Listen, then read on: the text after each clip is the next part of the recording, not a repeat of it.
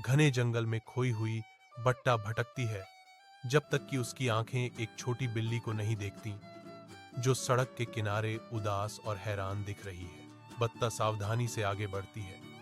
उसकी आवाज कोमल होती है क्योंकि वह एक हाथ बढ़ाती है। मैं तुम्हारी मदद करूंगी, वह पेशकश करती है। बिल्ली पर राहत छा जाती है क्योंकि वह जवाब देती है, मुझे राहत महसूस हो रही है। मैं अपने दोस्त से मिलने जा रही थी लेकिन मैं खो गई। बाटा बहादुरी से बिल्ली को घने जंगल से ले जाता है।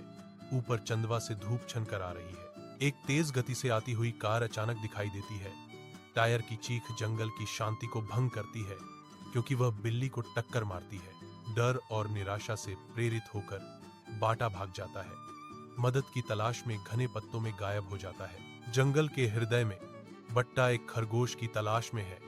अनजाने में घटनाओं की एक श्रृंखला शुरू कर रहा है जो उसके साहस की परीक्षा लेगी। खरगोश द्वारा उत्तेजित होकर जंगल के निवासी बट्टा के पक्ष में एकजुट होते हैं।